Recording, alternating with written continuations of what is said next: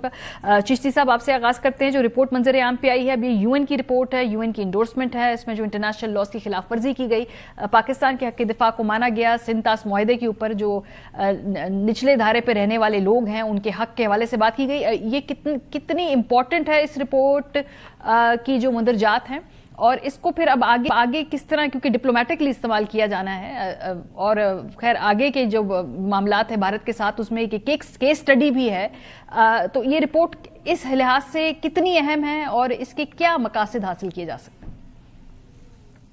جی بہت شکریہ ہمارے صاحب, آپ نے انوائٹ کیا, اور میرے لیے کوئی سرپرائز اس لیے نہیں تھا کہ یہ سب کچھ ہندوستان کی چوائس سے شاید ہو رہا ہے. چاہے نوئنگلی یا ان نوئنگلی وہ اس ٹریپ میں چلتے آ رہے ہیں, اور آج کے نہیں چلتے آ رہے ہیں, کئی مہینے ہو گئے, 6 مہینے ہو گئے, دیکھ لیں نہ وہ اس کیس کو چھوڑ رہے ہیں, اسی وجہ سے دنیا نہیں چھوڑ رہی ہے. میں کانفلکٹ کے فوراً بعد, مئی کے کانفلکٹ کے بعد نیکسٹ منتھ ہی میں امریکہ اور کینیڈا گیا تھا کچھ لیکچرز کے لیے اور کچھ انٹرویوز دینے تھے. مجھے وہ یاد آ گیا کہ جب میں نے سون آفٹر میں نے وہاں پہ ایک کینیڈین سکھ تھے اور انڈین اوریجن کے, انہوں نے میرے ساتھ انٹرویو کیا اور انہوں نے اینڈ میں میرے سے پوچھا کہ ہندوستان کا آپ ایز اے فائٹر پائلٹ کیا کہیں گے کہ وے فارورڈ کیا ہے. تو میں نے کہا کہ فائٹر پائلٹ کو تو یہ سکھایا جاتا ہے کہ آپ کو لاسٹ ڈچ منور یا اسکیپ منور آپ ہمیشہ ایک رکھتے ہیں ان ہینڈ ریڈی, جس کو ایگزٹ اسٹریٹجی کہنی چاہیے, چلے سمپل لفظوں میں, جس کا مطلب ہے کہ ہم جب مشکل سچویشن میں گر جائیں تو آپ کو ایگزٹ پلان کرنا چاہیے, جیب میں رکھنا چاہیے. تو میں نے کہا اگر ہندوستان سے یہ غلطی ہوئی ہے, انہوں نے پہلے لانچ کیا اٹیک ہمارے پاس, انیشیٹو ان کے پاس تھا, ٹائمنگ ان کی مرضی کے تھے, انٹینسٹی ان کی مرضی کی تھی, جگہ انہوں نے خود چنی, رات کے 12:30 بجے کا وقت انہوں نے تعین کیا. تو یہ سارا کچھ جب ان کے ہاتھ میں تھا تو قوم توقع کرتی ہے کہ ہماری وار ٹرافی کہاں ہے. تو وار ٹرافی تو نہیں دے سکے, پھر ہندوستان کی لیڈرشپ بھی نہیں دے سکی, ملٹری بھی نہیں دے سکتی, اور خاص طور پہ ایئر فورس تو بالکل نہیں دے سکی. تو میں نے اس وقت ان کو سجیسٹ کیا تھا کہ انڈیا کو چاہیے کہ ایک exit strategy, graceful exit plan کر لیں تاکہ دنیا بھول جائے گی اس کو. پھر وہ آپ یہ مان لیں کہ ہم سے غلطیاں ہوئیں, اس دن ہمارا کامبیٹ ٹھیک نہیں ہوا, یا جو بھی ایرر تھے ہم امپروو کریں گے, اور جب بھی ہوا کم بیک کریں گے. ہندوستان کی لیڈرشپ نے کنسسٹنٹلی کہا کہ ابھی تو سندور 2 باقی ہے, ابھی 3 باقی ہے, ابھی تو پاز ہے. تو آپ نے ایک تو دنیا کو سٹینڈ بائی موڈ میں رکھا, نمبر 1. اور ساری دنیا جرنلزم جتنی کر رہی ہے وہ فیک جرنلزم پہ تو نہیں چل رہی, شاؤٹنگ اور وار مانگرنگ پہ تو نہیں چلتی. سین میڈیا بھی زیادہ ہے, انویسٹیگیٹو جرنلزم بہت ایڈوانس ہو گئی ہے, ہر گھر میں 200-300 چینل ہیں, ہر ایک کے ہاتھ میں ایک موبائل کی ڈیوائس ہے, لوگ ویریفائی کر لیتے ہیں, کنفرم کر لیتے ہیں. تو آپ نے انڈیا کی غلطی یہ ہے کہ انہوں نے کیوریوسٹی نہیں کی, ایک ایلیمنٹ آف ڈیسپریشن میں خود بھی رہے اور دنیا کو بھی رکھا. اور امریکن پریزیڈنٹ کی بھی 60 دفعہ بات نہیں مانی جب تک انہوں نے یہ نہیں کہا کہ 8 brand new beautiful aircraft shot down. ایک بات. تو یہ سب کے سب جو میں کینیڈا میں 6 مہینے پہلے کیا کیا تھا کہ گریسفل ایگزٹ پلان کر لیں, انہوں نے نہیں کیا. لوگ بھول جاتے, دنیا کے پاس بہت کچھ ڈسکس کرنے کو ہے, غازہ ہے اور بہت ساری جگہ ہیں جن پر ہم بات کرنا چاہیے, لیکن ہندوستان نے خود کیا. جب آپ یہ کریں گے تو ظاہر ہے اگر آپ بھولنا بھی چاہیں گے تو آپ کو دنیا نہیں بھولنے دے گی, کیونکہ وہ ڈینائل موڈ میں ہے. اور ڈینائل موڈ میں ہوگا تو جیسے میں نے کہا کہ ہم بھی کاؤنٹر کریں گے اپنے اپنی لاجک کے ساتھ, ہم بھی اپنا لاجک لائیں گے اور ثبوت لائیں گے, دنیا بھی لائے گی, اور یہ اسی کا شاخسانہ ہے. میرے لیے کوئی سرپرائز اس لیے نہیں ہے کہ یہ ان کا خود چوائس کیا ہوا ہے.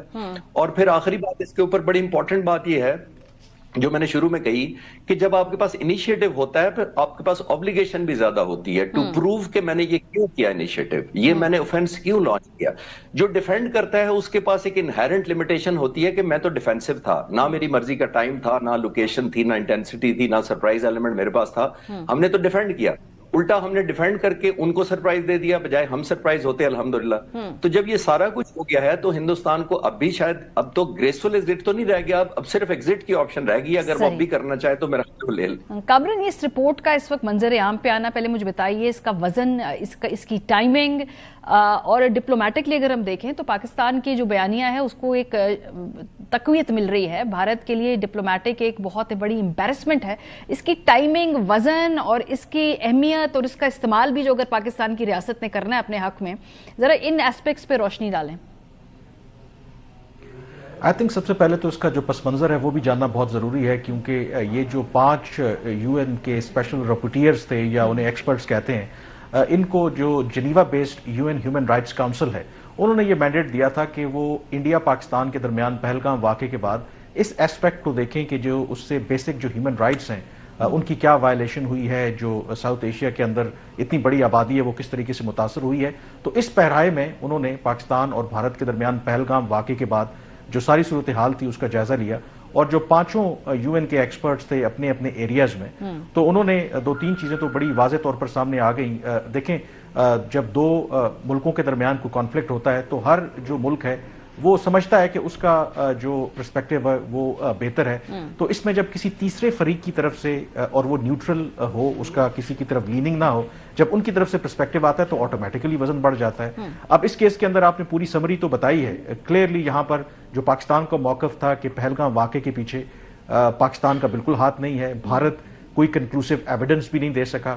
پھر جو انہوں نے جو بھی رائٹ ایکسرسائز کیا پاکستان کے خلاف، جو میزائل حملے کیے، وہ بھی UN سیکیورٹی کونسل کو نوٹیفائی نہیں کیا، اور وہ بھی جو UN کا چارٹر ہے اس کے بالکل مطابق نہیں تھا. پھر انڈس واٹرز ٹریٹی کو جو سسپینڈ کیا، اس میں بھی جو UN کے ایکسپرٹس ہیں یہاں تک انہوں نے کہا کہ اگر یہ فرض کریں مان لیا جائے کہ پہلگام واقعے کے پیچھے پاکستان ملوث تھا، لیکن اس صورت میں بھی انڈس واٹرز ٹریٹی کو سسپینڈ کرنا یہ بالکل بھی بین الاقوامی قوانین اور UN چارٹر کے مطابق نہیں ہے. اب یہ جو پاکستان کے سٹانس کو ایک ونڈیکیشن ملی ہے جب 5 UN کے ماہرین اس طریقے سے موقف کو انڈورس کرتے ہیں، تو آج ہم نے دیکھا کہ پاکستان کے ڈپٹی پرائم منسٹر اور فارن منسٹر اسی فالو اپ میں انہوں نے جو ڈپلومیٹک کور ہے ان کو بھی بریفنگ دی. کیونکہ اس وقت جو میرے خیال میں سب سے امپورٹنٹ ایشو ہے، جو مئی میں دونوں ملکوں کے درمیان لڑائی ہوئی، اس میں پاکستان نے جو جہاز گرائے، جو نقصان ہوا وہ اپنی جگہ پر، جو اس وقت پاکستان کے لیے سب سے بڑا چیلنج ہے وہ ہے انڈس واٹرز ٹریٹی اور اس کی سسپینشن. اور جو اس مہینے جو کچھ ہوا ہے، جو چناب ریور جس کا پاکستان کا اختیار ہے اس کے پانی کے اوپر، اس میں پچھلے 10-15 روز کے اندر کچھ ایسی بھارت نے شرارتیں کی ہیں کہ آل آف اے سڈن کبھی پانی کا بہاؤ تیز کر دیتے ہیں، کبھی کم کر دیتے ہیں. وہ بھی ایک ایسے موقع کے اوپر جب گندم کی بوائی ہو رہی ہے اور جو فارمر پاکستان میں چناب ریور کے اوپر ریلائی کرتے ہیں تو وہ بالکل متاثر ہو رہے ہیں. تو پاکستان کو ڈیفینیٹلی ایک ایڈوانٹیج ملا ہے. اب ہم کس حد تک اس کو کیپٹلائز کرتے ہیں اپنے حق میں، that remains to be scene.